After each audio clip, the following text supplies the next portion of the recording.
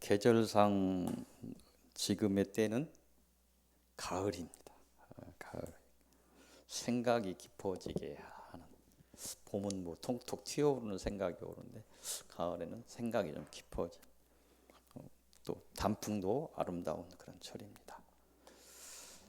시간이 되시는 그런 분들은 세상을 향해서도 좀 여유를 갖는 그런 영적인 것이 치열할 때 너무 그런 부분에서 스스로 무너지지 않기 위해서 정말 이 싸움을 잘하는 사람은 전체를 볼 수 있는 눈이 보이죠. 세상을 보는 눈도 좀 있기를 바랍니다. 또 세상적인 눈으로 볼 때 좀 어려운 때이기도 합니다. 여러 가지로 자꾸 어려워요. 정치 얘기를 하는 것은 아닌데 좀 뭔가 준비된 사람들이 뭐를 이렇게 이끌었으면 했는데 뭘 잘 안 되다 보니까 안팎으로 어렵습니다. 많이 어려운 때예요. 그건 우리가 세상적인 지식과 세상적인 지혜를 봐도 느낄 수 있는 것입니다. 때에 대해서. 그래서 오늘 때를 알라고 요한복음 7장 6절을 통해서 말씀하시는데, 여기서는 이제 하나님의 자녀가 하나님이 주신 지혜를 통해서 알아야 되는 영적인 때를 이야기하는 것입니다. 심판의 날이라고 하는 때가 있습니다. 그건 하나님의 때입니다. 우리는 알 수 없습니다. 근데 하나님이 주시는 지혜를 우리가 가지게 되면 사람이 담당해야 될 때가 있습니다. 우리의 때가 있어요. 그런 때를 어느 정도는 알 수 있다는 것입니다. 지혜를 가지면. 그래서 이제 그런 부분에 대해서 오늘 묵상해 보려고 합니다. 영적인 거, 영적인 이렇게 얘기하면 사람들이 고민을 하고 하는데, 이런 이야기는 중요합니다. 몇 번씩 이야기했는데, 신학적인 논쟁은 있을 수 있습니다. 예를 들어서 성경에 나오는 천년왕국이 있다 없다, 있어야 된다 없어야 된다, 이런 건 신학적인 논쟁은 있을 수 있어요. 그런데 그게 진리하고는 상관없어요. 구원하고 상관없는 거예요. 이 마지막 어둠의 때에 이런 현상들이 좀 보일 것 같다 주장할 수 있어요. 이런 걸 가지고 문제되지는 않습니다. 그래서 깊이 묵상하고 한 것이니까 이거에 문제성 없습니까? 이렇게 고민할 필요는 없어요. 그래서 당연히 우리가 이런 부분은 묵상해야 되는 부분들입니다. 오늘 서두에 묵상해 보려는 것은 우리에게 남은 영적인 때에 관한 것입니다. 지금부터 남은, 지금 현재 이렇게 서서 이렇게 볼 때 영적인 때가 어느 때인가, 우리는 어느 때를 향해서 가고 있는가, 이런 거에 관한 거에서 묵상을 해보려 합니다. 우리가 알아야 할 영적인 때 중에서 남은 때의 첫 번째는 고난입니다. 많이 들었어요, 우리 서유기 성도들은. 사람들이 이 시대를 성경을 비추어 말세의 시대, 말세 지말, 이렇게 이야기합니다. 말세의 시대는 예수님이 하늘나라로 가시면서부터 말세의 시대예요. 여기에서 말세의 끝쯤 됐다, 말세 지말이다, 이렇게 이야기합니다. 하나님의 심판으로 향하는 마지막 시대라고 많은 사람들이 이야기하고 있습니다. 이 고난의 시대는 마지막 시대의 영적인 전쟁의 시작의 시대이기도 합니다. 물론 은혜의 시대에도 보이지 않는 영적인 전쟁은 있었습니다. 그런데 그런 걸 넘어서서 하나님의 뜻으로 사단의 힘이 더욱 풀어져서 사단이 사생결단을 벌이면서 이런 영적인 일들이 일어나고 있습니다.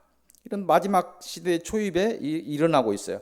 이런 시대를 성경에서 이야기하는 것이라기보다도 환난 전에 영적인 무엇이 일어나고 있다, 그래서 고난의 시대다, 이렇게 말씀을 드리는 것입니다.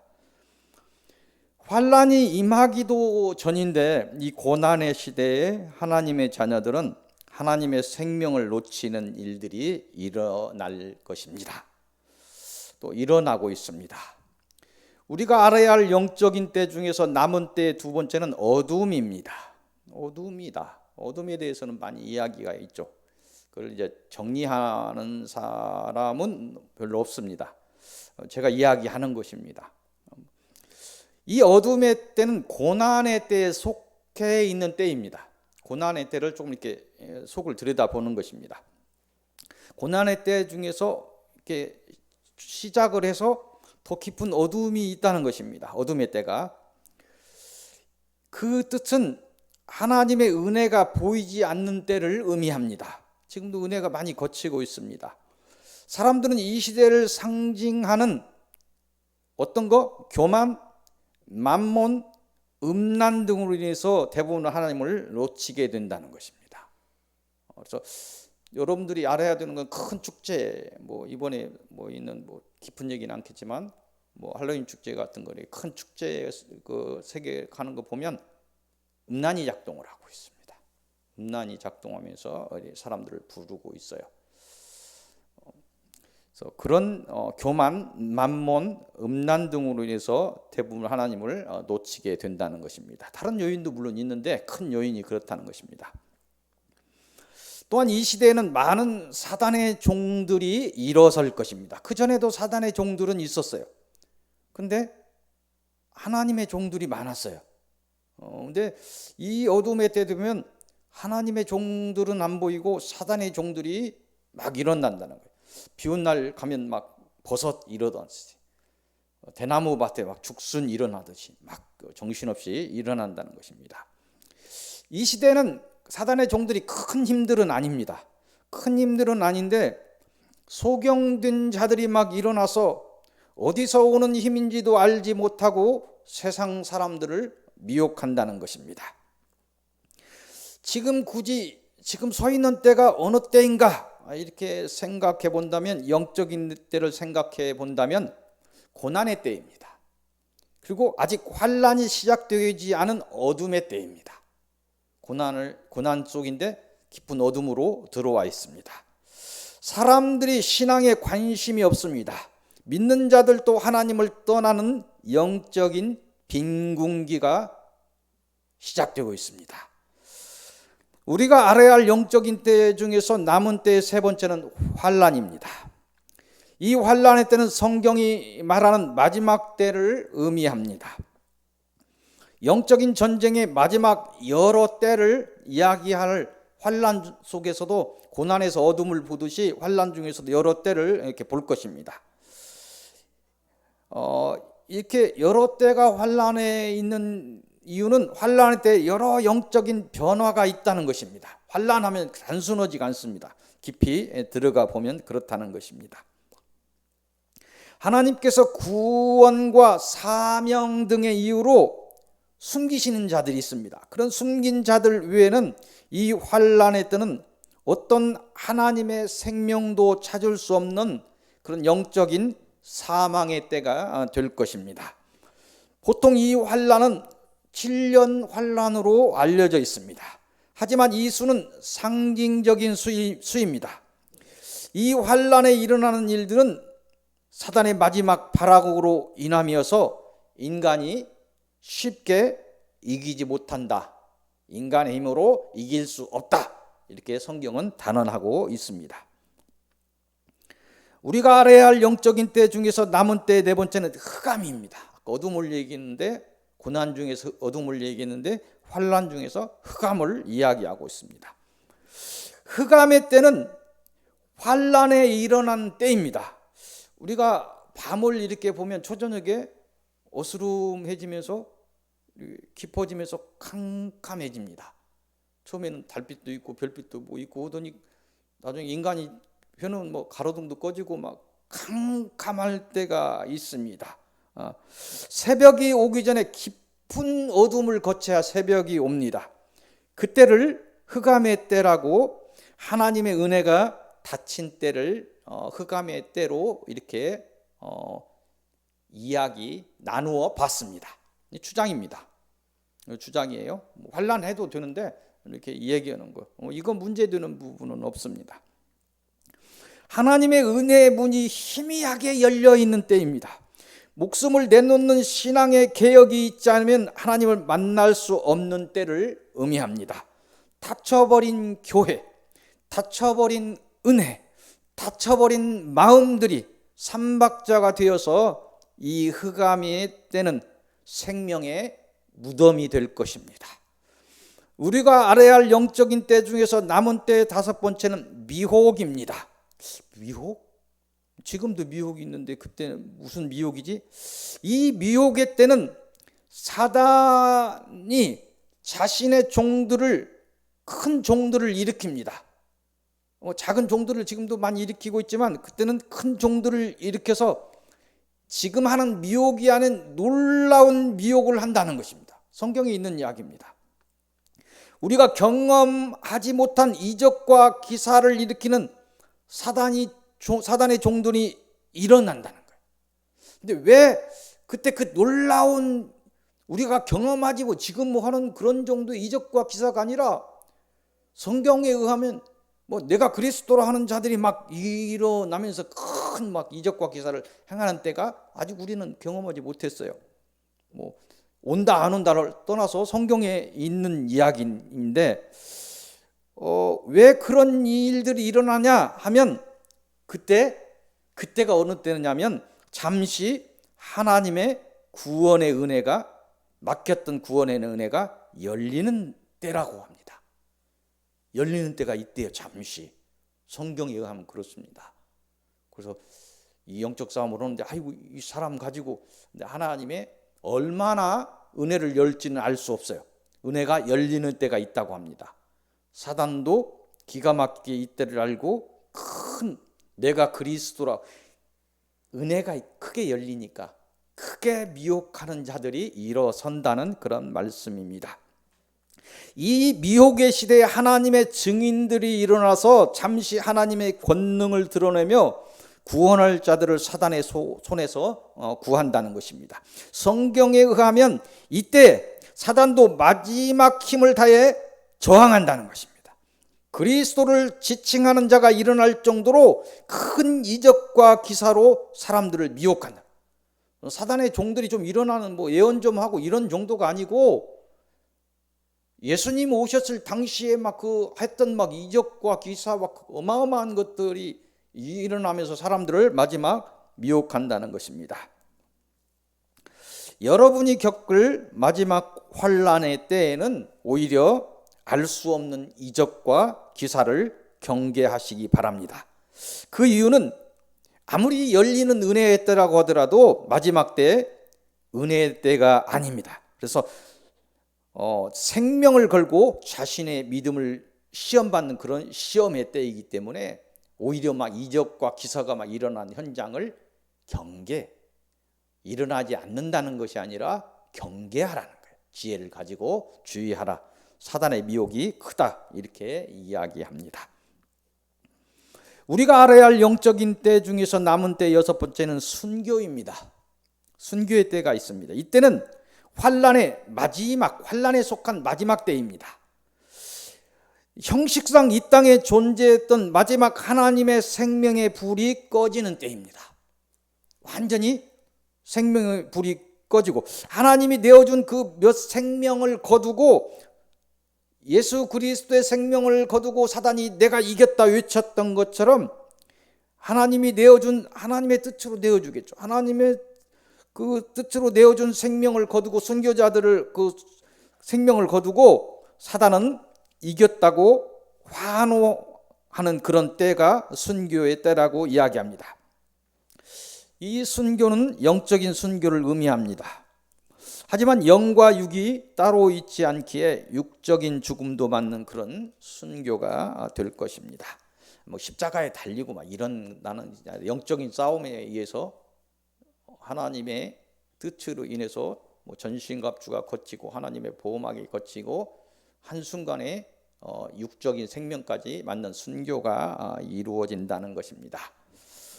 우리가 알아야 할 영적인 때 중에서 남은 때의 마지막은 부활입니다. 이 부활의 때는 구원의 시작을 알리는 때입니다. 이 땅에서 믿음의 시험이 끝났음을 의미하는 때입니다. 이 부활은 알려진 대로 순교자의 부활이 일어날 것입니다. 순교자의 죽음, 순교에 인해서 순교자의 부활에 이어서 동시에 일어난 일이겠습니다만은, 부활에 이어서 낙원과 음부에 있던 영들이 부활의 몸을 입고 천국과 지옥으로 향할 것입니다.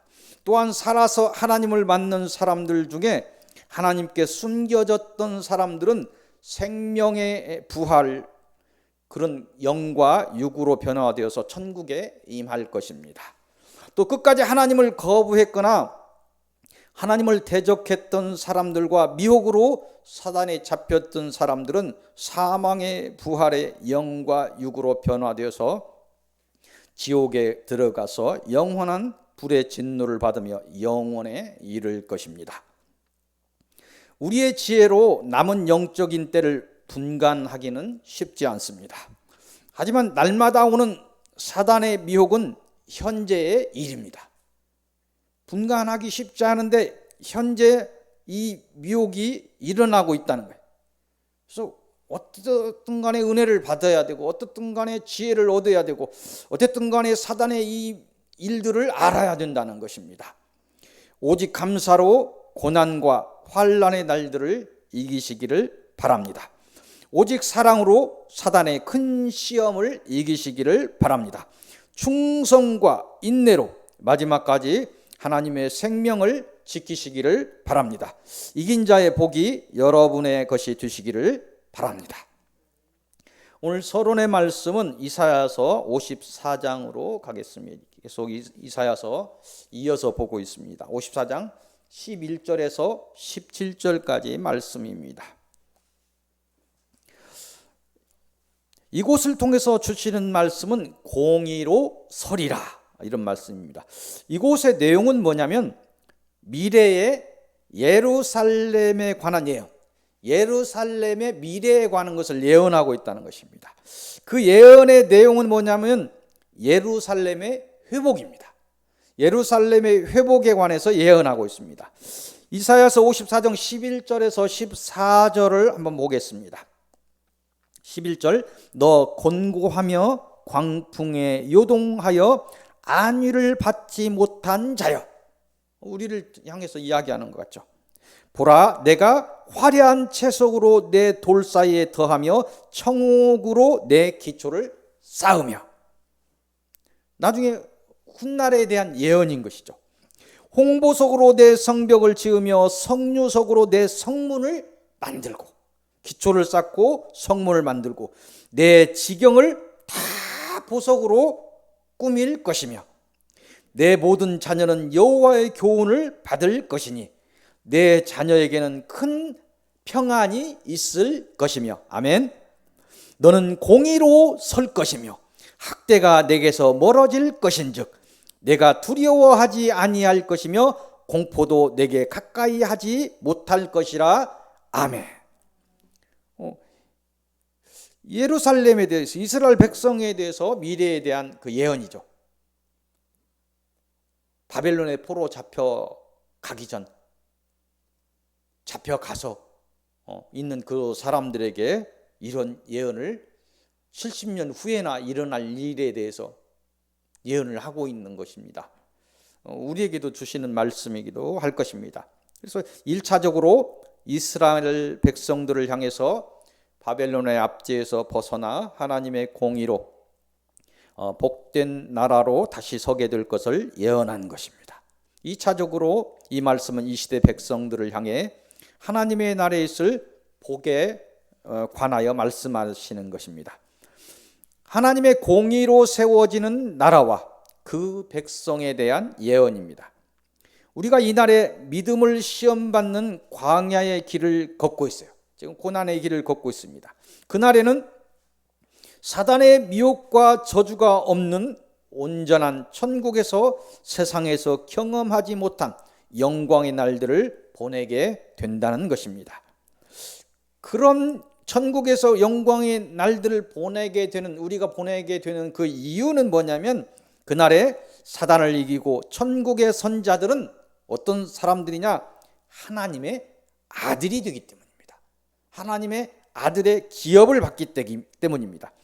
하나님의 자녀들에게는 하나님의 모든 복이 기업이 되어서 유산되기에 그들의 생은 영생을 이루며 그들의 영광은 하나님의 영광에 속한 영광이라 말씀하십니다. 우리의 믿음을 보시고 우리의 죄를 묻지 아니하시는 하나님의 공의를 따라서 이긴 자들이 되시기를 바랍니다. 하나님이 준비한 만복의 수혜자들이 되시기를 바랍니다. 오늘 본론의 말씀 바로 앞장 이사야 55장 1절에서 13절까지를 봅니다. 이곳을 통해서 주시는 말씀은 하나님을 찾으라입니다. 이 내용은 뭐냐면 하나님의 자녀와 하나님을 놓쳐버린 사람들을 향해서 권면하고 있습니다. 권면하는 것이 내용이에요. 하나님을 놓쳐버린 사람들, 또 하나님의 자녀들 권면하고 있어요. 그 권면은 하나님의 구속의 때에 관한 것입니다. 하나님의 구속의 때에 관해서 권면하고 있습니다. 6절을 한번 보겠습니다. 너희는 여호와를 만날 만할 때에 찾으라. 가까이 계실 때에 그를 부르라. 아멘.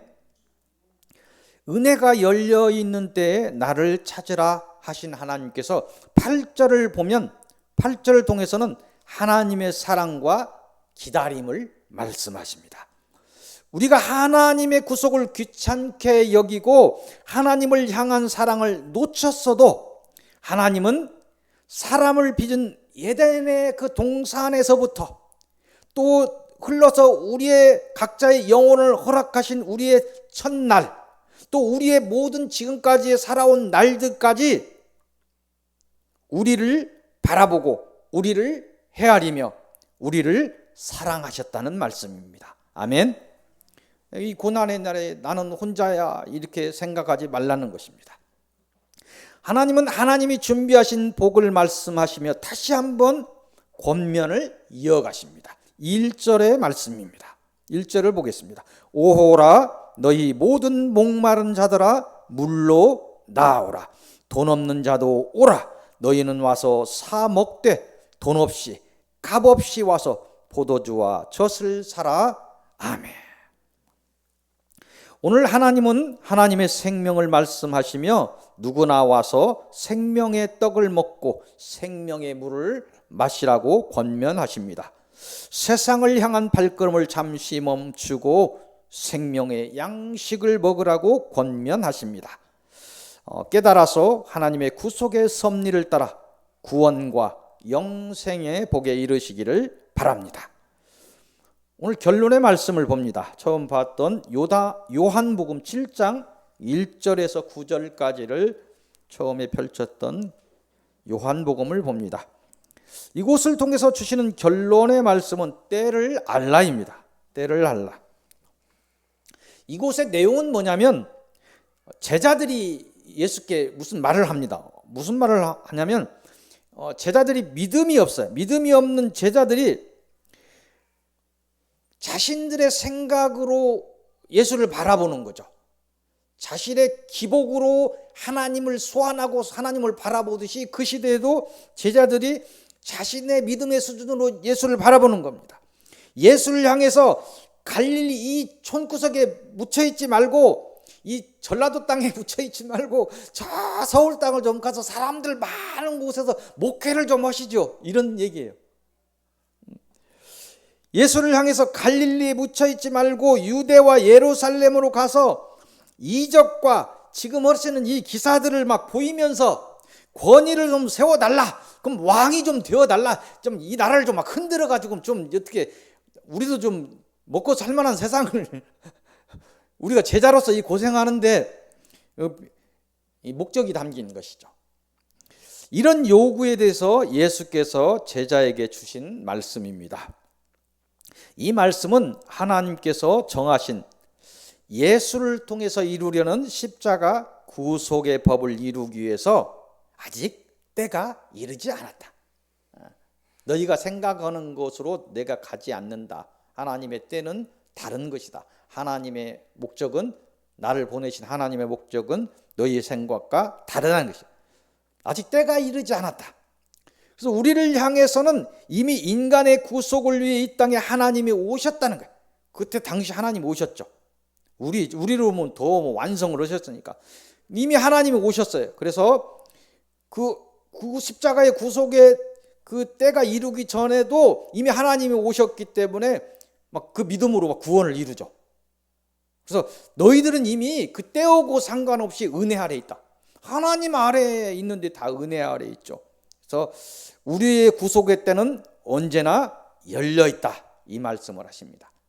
그래서 우리가 하나님을 찾지 않아서 구원을 못 이루는 것이지, 하나님이 에덴 동산에서 마지막 심판의 때까지 언제든지 성경이 무엇라고 할지라도 하나님을 향해서 회개하고 하나님을 향해서 믿음을 보이면 다 구원받는다는 얘기예요. 아멘. 그 얘기를 하고 있습니다. 우리의 구속의 때는 언제나 열려 있다, 이렇게 말씀하십니다. 하나님이 정하시고 행하시는 구속의 섭리의 때는 우리에게 중요하지만 그때가 우리를 구원하는 것은 아닙니다. 그때와 상관없이 어느 때든지 우리의 믿음이 우리를 구원한다, 그런 말씀입니다. 어떤 사단의 미혹이 오고 어떤 저주가 생명을 앗으려고 우리를 흔든다 하여도 우리는 오직 하나님의 언약을 믿고 담대함으로 앞으로 나아가야 할 것입니다. 믿음 없던 제자들처럼 끝없는 어떤 증거를 요구하고 헛된 그런 기복적인 그런 헛된 믿음에서 벗어나시기를 바랍니다. 나의 조건에도 불구하고 나의 이 환경에도 불구하고 언약을 따른 구원의 믿음을 굳건하게 세우시기를 바랍니다. 그 믿음을 따라 거침없이 사단의 회방을 이기고 그 믿음의 실상을 이루시기를 바랍니다. 사단이 계획한 그런 허방과 어둠과 눈보라를 이기고 앞으로 나아가시기를 바랍니다. 하나님의 뜻을 따라 생명의 길을 수축하시기를 바랍니다.